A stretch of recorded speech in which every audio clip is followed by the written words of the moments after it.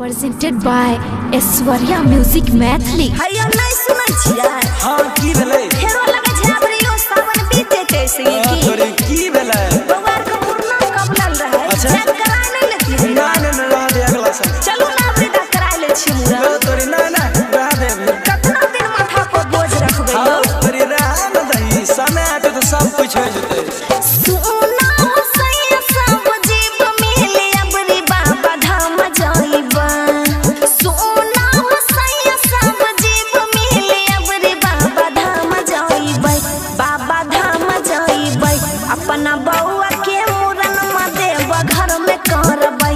बेटा बेटी के मुरन में देव घर में करबै। सोना है धानी हमारा बुझा परेशानी नहीं फेरा में पड़बै। सोना है धानी हमारा बुझा परेशानी नहीं फेरा में पड़बै। नहीं फेरा में पड़बै अपना बहुआ के मुरन में अगला साल करबै। बेटा बेटी के मुरन में अगला साल करबै। बुझै छ ना? ज्यादा जिद नहीं कर।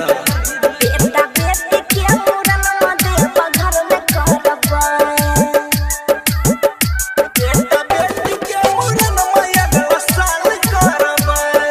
हाँ हो हुनके कृपा से पूरा भेलै हमर सपना। समय से पहले कुछ चलता नहीं अपना। देखो समय आते ना सब कुछ भा जेते। ए हो हुनके कृपा से पूरा भेलै हमर सपना। समय से पहले कुछ चलता नहीं अपना।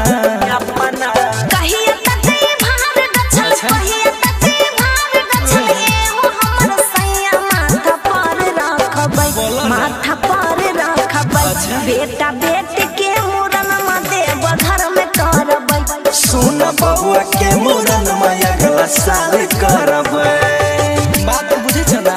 बुझ जाना मर्दनिया। बेटा बेटी के मुरन में देव घर में करबै। बेटा बेटी के मुरन में अगला साल करबै।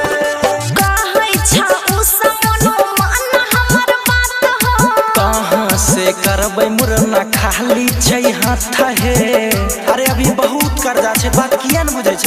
हाँ हो कहै छ उ समनो मन हमर बात हो। कहाँ से करबै मुरना खाली छै हाथ हे। सावने में एहो सैया सावने में एहो सैया भोले बाबा के हमें जल ढारबै। हमें जल ढारबै अपना बउआ के मुरन में देव घर में करबै। सुन बबुआ के मुरन में अगला साल करबै। Aishwarya digital recording studio Samastipur.